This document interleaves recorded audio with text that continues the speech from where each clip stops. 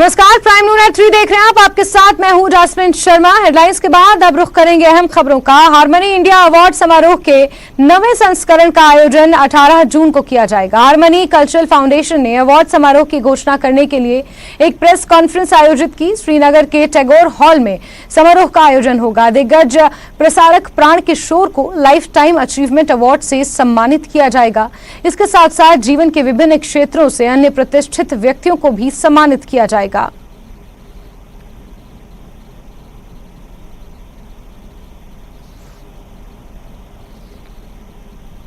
और मुझे बहुत खुशी है इस बात की कि हम पहली बार जन्नत-ए कश्मीर में हमारे होमलैंड में हम पहली दफ़ा एक बहुत बड़ा प्रोग्राम कर रहे हैं। 9th edition of harmony India award जो है, जो पहली दफ़ा होने जा रहा है कश्मीर में।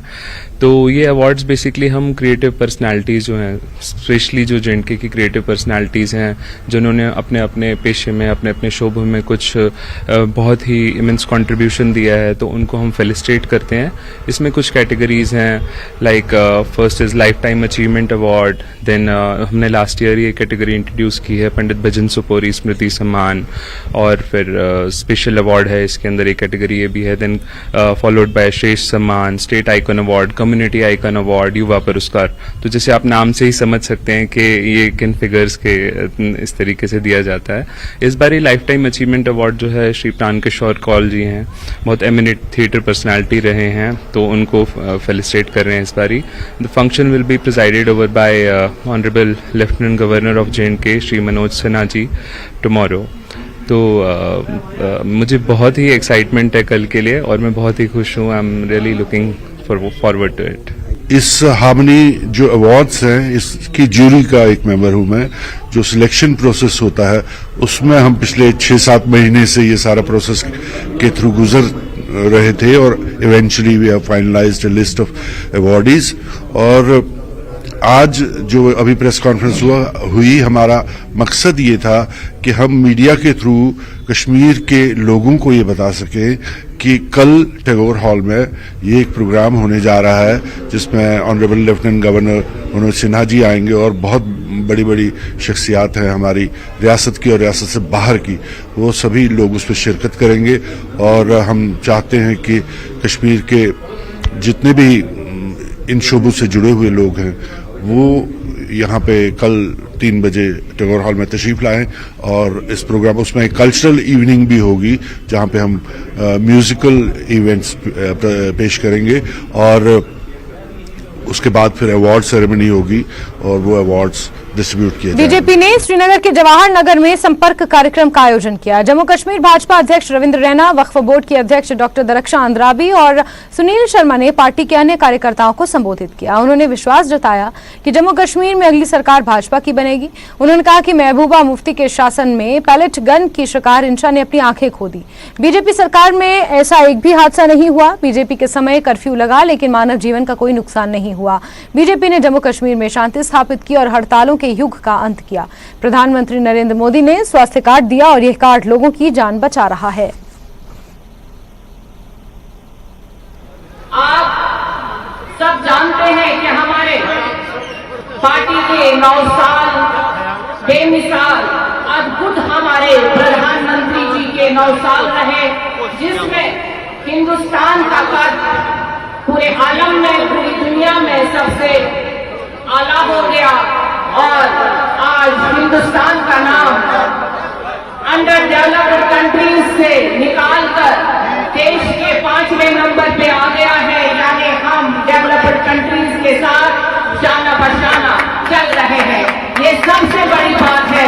हमारे प्रधानमंत्री जी ने हम जम्मू कश्मीर के वासियों को जो अमन दिया, पहले दिल की खुशी की, हमारे बच्चों को फिर से नया फ्यूचर, वो स्कूल जाने लगे, हमें हड़तालों से निजात मिली, हमें स्मार्ट सिटीज मिली, हमें नया industrial revolution and economic development के लिए जो सोच मिली, जो रास्ता मिला, ये हमारे प्रधानमंत्री जी की देन है।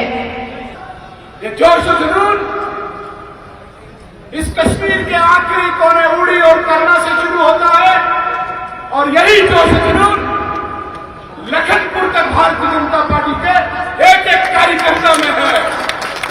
और ये जोश जुनून जम्मू कश्मीर में बनेगी, जिसको दुनिया की कोई ताकत रोक नहीं सकता। मैं बार बार कहता हूं, मैं बड़े होश हवास में कहता हूं, किसी नशे में नहीं कहता, किन लोगों के चेहरे की चमक,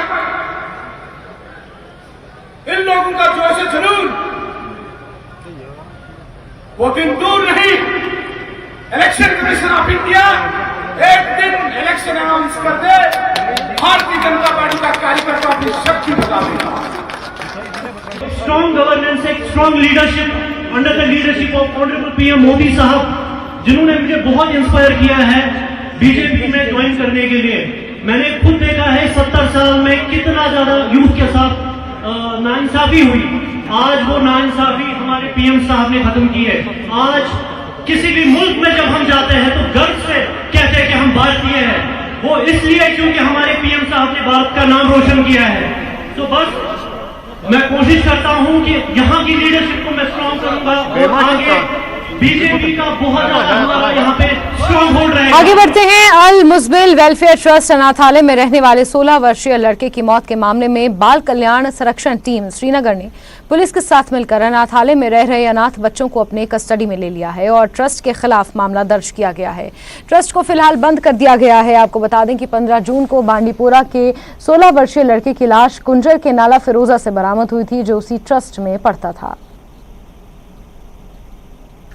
बच्च पारान लावे पोर दारलोम यतीम टेस्टस में जहान वन यीचन दावा कर, मतलब अगर मौलवी साहब जिम्मेदारी तम क्या रोक बच्च पानस नश, अगर बच्च दाम क्या मतलब यह बच्चन दान वात यीचन अमुक मतलब अत ग जरूरी तहकीकात गन क्या मौलवी साहब ने जिम्मेदारी कम जिम्मेदारी घर किस खानदार जिम्मेदारी कम जिम्मेदारी बच्च दा ये सात मौलवी तमिस जिम्मेदारी इथे पे मौलवी साहब जिम्मेदारी। जनाब यही कर अर्ज यसान जरूरी नान तहकीकात जरूरी गन क्या। कल हमें मालूम पड़ा कि ये जो ये यतीम खाना है लावेपुरा में, तो वहाँ के एक बच्चे का इंतकाल हुआ है, जिसकी डेड बॉडी कुंजर में मिली है, जो कि लावेपुरा से काफी दूर है जी। तो हमने ऑन स्पॉट वहाँ हम गए डिस्ट्रिक्ट चाइल्ड प्रोटेक्शन यूनिट के साथ स्पॉट पे। वहाँ पे नहीं कि जहाँ पे इसकी बच्चे की डेड बॉडी मिली है, बल्कि इस होम में हम गए यतीम खाने में जी। वहाँ पे थोड़ा सा इंक्वायरी करने की कोशिश की तो मालूम पड़ा कि इस मालिक ने, जो वहाँ पे ट्रस्टी है, उसने 2-4 बच्चों को लिया हुआ था अपने साथ जी। तो उसी दौरान ये हादसा हुआ है। कहाँ लिया था, क्यों लिया था, तो इस बारे में हमें नहीं मालूम। इन्वेस्टिगेशन चल रही है। FIR has already been lodged by the concern police station और वो जेर हिरासत है वो लोग ट्रस्टीज वहाँ के। तो अब होम में क्या मैंने कल पाया कि वहाँ पे 13 बच्चे थे जो काफी सहमे से थे, काफी डरे हुए थे, क्योंकि उन्हीं में से ये एक बच्चा था जो यतीम बच्चा था, जिसका इंतकाल हो चुका था, तो उनके भाइयों की तरह था बिल्कुल। तो वो बहुत घबराए हुए थे। तो उस टाइम पे मुझे लगा कि इनको हमारी जरूरत है, तो मैं उन 13 बच्चों को वहां से लेके आई। इसमें मेरी काफी मदद की जो वहाँ का कंसर्न्ड पुलिस स्टेशन है, वहाँ के SHO साहब थे हमारे साथ, शाना बशाना रहे और वो प्रिलिमिनरी इंक्वायरी हम वहाँ पे कर पाए। तो उसके बाद बच्चे इस टाइम पे हमारी कस्टडी में हैं। तो आज हम उनके घर वालों को, किसी के घर वाले होंगे, मतलब पेरेंट्स होंगे, किसी के गार्डियंस होंगे, तो उनको हम इन्फॉर्म करने की कोशिश करेंगे। और दूसरी बात, तो बाकी प्रॉपर रिहेबिलिटेशन प्रोसेस आज इंशाल्लाह शुरू हो जाएगा। कल हमने उनको टेम्पररी एक होम में रखा था एक नाइट के लिए। आज उनके लिए सही फैसला हम लेंगे कि बच्चे की उन बच्चों की बहबूदी के लिए बिल्कुल क्या सही रहेगा। क्या मैम ये रजिस्टर्ड यूनिट था, ये जो अल मुज़म्मिल ट्रस्ट चल रहा था लावेपुरा में? अल मुज़म्मिल ट्रस्ट काफी सालों से चल रहा है, बट अनफॉर्चुनेटली अभी तक रजिस्टर्ड नहीं हुआ था। तो इस होम को अभी 1 महीना पहले हम लोगों ने इंस्पेक्शन किया था, विजिट किया था। सरप्राइजिंगली हम विजिट के लिए गए थे, तो मैंने इनको 1 महीने का वक्त दिया था रजिस्ट्रेशन के लिए। हाँ, अपना रजिस्ट्रेशन प्रोसेस कंप्लीट करें। तो बट ये फेल हो गए थे वो चीज करने में भी। तो मीनवाइली ये हादसा पेश आ गया। तो आपके डिपार्टमेंट की तरफ से अगर इस तरह के ये जो ट्रस्ट चल रहे हैं बगैर रजिस्ट्रेशन के और जिसे हम कहेंगे गैर कानूनी तौर पे चला रहे हैं, तो उनके खिलाफ किस तरह की कार्रवाई होगी? क्या इन ट्रस्ट को बगैर रजिस्ट्रेशन अगर ये अपनी मियाद में पूरा न कर पाए, क्या उनको बंद किया जाएगा? एक तो बंद भी किया जाएगा और इनके खिलाफ कानूनी कार्रवाई भी की जाएगी, FIR लॉन्च होगी इनके खिलाफ।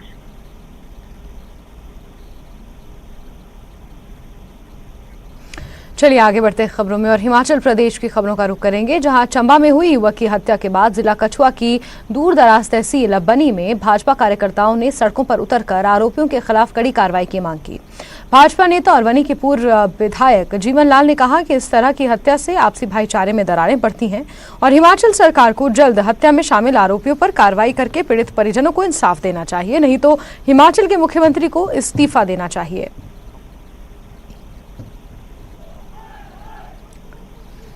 अभी तक 4-5 दिन हुए, कोई एक्शन नहीं हुआ है। कातिल शरेआम घूम रहे हैं और जिस तरह से निर्मम हत्या की गई है, पीस किए गए बॉडी की, हिमाचल सरकार को रिजाइन करना चाहिए। हम यही अपील करते हैं कि जो कातिल इनको जल्द से जल्द कानून के दायरे में लाकर उनके खिलाफ सख्त से सख्त कार्रवाई की जाए। हिमाचल में ये घटना हो रही है, हिमाचल की सरकार को तो रिजाइन ही देना चाहिए। उस लड़के के इतने पीस किए जा रहे हैं कि उस सरकार को तो शर्म आनी चाहिए। हम ये प्रोटेस्ट कर रहे हैं और उन कातिलों के ऊपर एक्शन नहीं किया जाता, हम फिर से ये प्रोटेस्ट जारी रखेंगे। सरकार से यही मांग है कि उन कातिलों को सख्त से सख्त सजा दी जाए ताकि आने वाली नस्लें ऐसा कोई काम ना करें। हिमाचल की देवभूमि में ऐसा कत्ल हो रहा है, इससे पूरे समाज में दरार आएगी। तुमसे ये अपील करूंगा कि उन कातिलों को जल्दी से जल्दी कानून के दायरे में लाकर जम्मू श्रीनगर राष्ट्रीय राजमार्ग पर स्थित उप जिला अस्पताल बनिहाल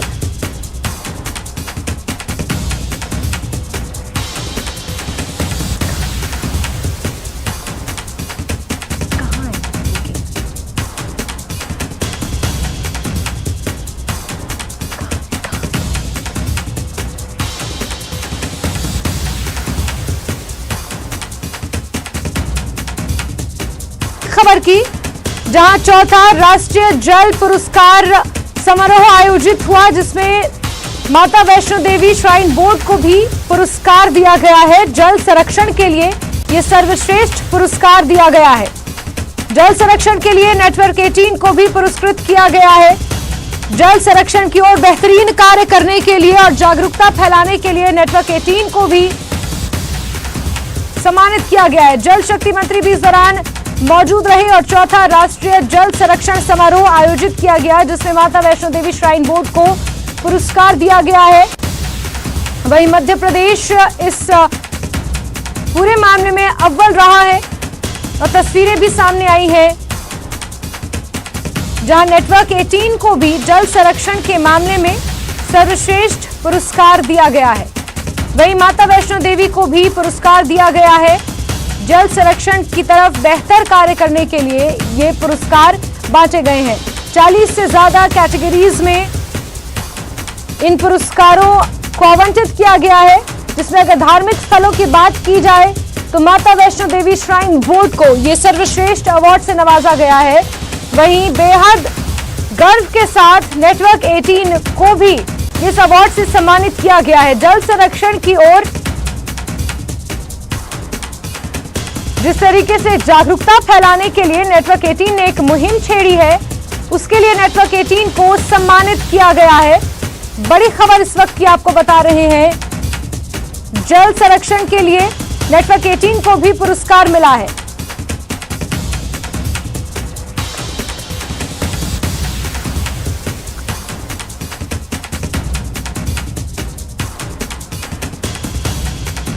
ना ब्रेकिंग डाली है,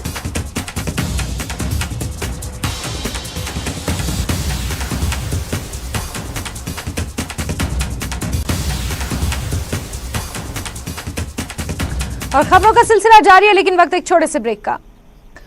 और ब्रेक के बाद आगे बढ़ते हैं। जम्मू श्रीनगर राष्ट्रीय राजमार्ग पर स्थित उप जिला अस्पताल बनिहाल श्री अमरनाथ यात्रा के लिए तैयार है। अस्पताल में सभी मूलभूत सुविधाएं उपलब्ध कराई गई हैं। बीएमओ ने निदेशक स्वास्थ्य सेवा जम्मू और उपायुक्त रामबन को उनके प्रयासों के लिए धन्यवाद दिया है। फीमेल पेशेंट अराउंड 40s में ये की, उसे चीफ कंप्लेंट्स थी ब्लीडिंग, लैट्रिन के साथ उसको ब्लीडिंग आती थी और कॉन्स्टिपेशन थी। अपॉन एग्जामिनेशन हमने उसको एवेलुएट किया, एवेलुएट के ड्यूरिंग प्रोक्टास्कोपी हमें देखा कि उस पर grade 3 grade 4 pile masses, grade 3 most likely grade slip थी और लार्ज इंटरनल हेमोराइड्स थे, पाइल मासेस थे और सर्कमफ्रेंशियल म्यूकोसल प्रोलैप्स उसका था।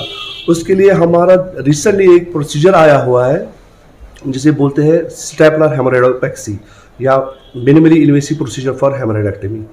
इसमें एक ये प्रोसीजर होता है जिसमें without any cut, without any incisor हम इंटरनल हेमोराइड्स को काट सकते हैं विदाउट एनी पेन। इसका जो बेनिफिट्स जो होते हैं, बेनिफिट्स इस प्रोसीजर का है, रिकवरी टाइम इसका फास्ट होता है, मिनिमल पेन हो जाती है, इंसीजर विदाउट एनी कट और विदाउट एनी सूचर, ताकि इसमें लगती नहीं है और अर्ली रिकवरी और शॉर्ट स्टे हॉस्पिटल में रहता है। मोटर वाहन विभाग डोडा ने स्वास्थ्य विभाग, आयुष और परिवहन संघों के सहयोग से भागवा बस स्टैंड डोडा में कमर्शियल वाहन चालकों के लिए एक मेगा चिकित्सा स्वास्थ्य जांच शिविर और जागरूकता कार्यक्रम का आयोजन किया। ARTO डोडा राजेश गुप्ता ने कहा कि चालकों को स्वास्थ्य सुविधाएं प्रदान करने के लिए और उन्हें सड़क सुरक्षा मानकों के बारे में बताया गया। उन्होंने चालकों से किसी भी प्रकार के नशीले पदार्थों से बचने का आग्रह किया। इस कार्यक्रम में DTI ट्रैफिक डोडा ट्रांसपोर्ट यूनियन के सदस्य, व्यावसायिक चालक और अन्य शामिल हुए।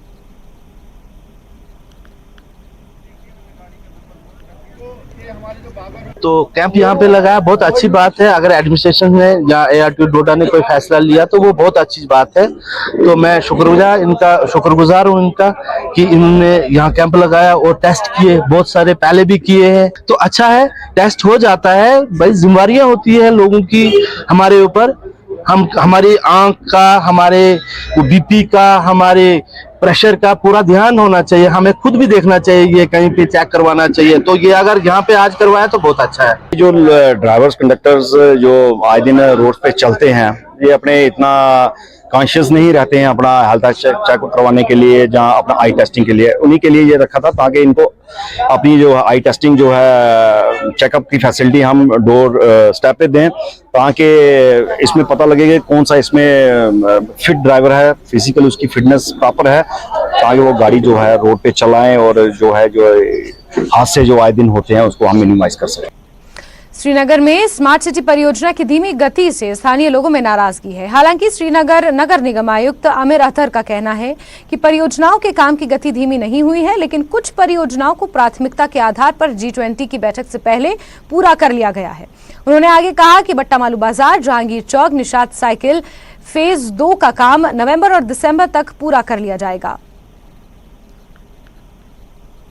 स्मार्ट सिटी से बेहतर होगा अगर इसको आप डस्टी सिटी बोलोगे, डस्ट सिटी बोलोगे। We people are suffering, we are completely suffering because of this dust. धूल मिट्टी ने इतना परेशान किया है कि हमारा माल की तो बात छोड़िए, पहले हमारी सेहत।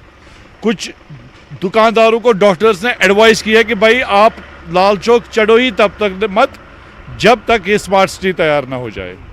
It is the complete inefficiency and the irresponsibility of those people who are concerned with to develop this smart city.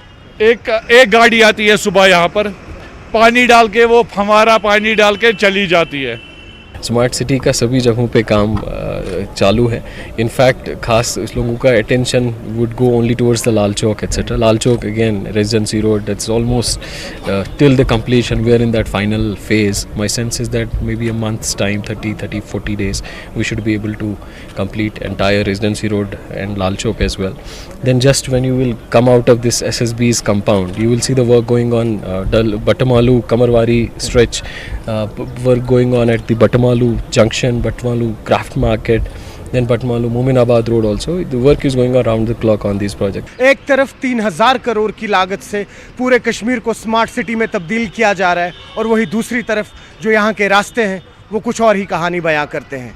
यहाँ के लोग परेशान हैं ट्रैफिक जैम से, बढ़ते हुए इस धूल और मिट्टी से। अगर यहाँ के लोगों को इंतज़ार है तो वो है कि कब जाके स्मार्ट सिटी तैयार होगी ताकि यहाँ के लोग चैन की सांस ले पाएंगे। न्यूज़ 18 के लिए शोएब शमीम के साथ मैं सरोज। केंद्रीय जांच एजेंसी एनआईए कनाडा और अमेरिका में इंडियन हाई कमीशन पर हुए हमले की जांच कर सकती है। एनआईए के सूत्रों के मुताबिक एनआईए यूके स्थित भारतीय दूतावास पर हुए हमला मामले की जांच पहले से ही कर रही है। इस मामले की तफ्तीश के लिए जांच एजेंसी के अधिकारी 2 बार विदेश भी जा चुके हैं और अभी भी विदेश स्थित वहां की जांच एजेंसी के संपर्क में बने हुए हैं। लेकिन अब कनाडा और संयुक्त राष्ट्र अमेरिका में भी हुए भारतीय दूतावास मामले की तफ्तीश संबंधी एफआईआर को दर्ज करने वाली है और सूत्रों के मुताबिक केंद्रीय गृह मंत्रालय द्वारा जल्द ही इस मामले में एनआईए को ग्रीन सिग्नल मिलने वाला है।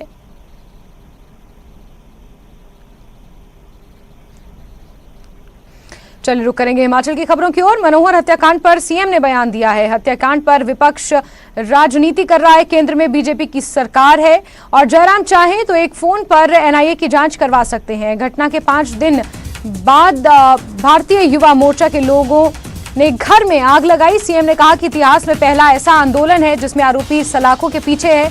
उसके बाद भारतीय जनता पार्टी प्रदर्शन कर रही है।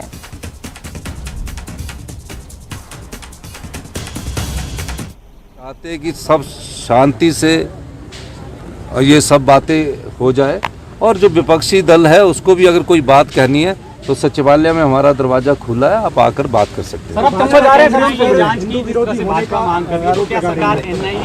भारतीय जनता पार्टी में हम केंद्र में उनकी सरकार है। जयराम ठाकुर जी चाहें तो एक फोन से एनआईए की भी जांच भी करवा सकते हैं, सीबीआई की भी जांच करवा सकते हैं, लेकिन वो ऐसा करेंगे नहीं क्योंकि उनको राजनीति करनी है। तो अगर राजनीति करनी तो हिमाचल के मुद्दों को लेकर राजनीति होती तो अच्छा होता। बहुत बदलना है या हारना है वो तो हिमाचल की जनता तय करेगी, लेकिन मुद्दा हिमाचल के हित का उठाते तो अच्छी बात होती। सर, मामले में कुल कितने लोग गिरफ्तार हुए हैं अभी तक? सभी लोगों को गिरफ्तार कर दिया गया है जो भी एफआईआर में नाम है। और दूसरी बात मैं एक और भी कहना चाहता हूँ आपको कि भारतीय जनता पार्टी को जो हिमाचल के अधिकार है उसके संबंध में मुद्दा उठाना चाहिए। वाटर सेस में हिमाचल का साथ देना चाहिए। जो पावर प्रोजेक्ट्स है उसकी रॉयल्टी के लिए साथ देना चाहिए। उसके लिए आंदोलन करते तो कांग्रेस पार्टी भी उस आंदोलन में उनके साथ सम्मिलित होती, क्योंकि हिमाचल के हित और हिमाचल के अधिकारों को सुरक्षित रखने का कार्य जहाँ सत्ता दल का भी है वहाँ विपक्षी दल पार्टी का भी है। और इसी के साथ बुलेटिन में फिलहाल के लिए बस इतना ही, लेकिन न्यूज़ 18 JKLH पर खबरों का सिलसिला लगातार जारी है। मुझे दीजिए इजाजत। नमस्कार।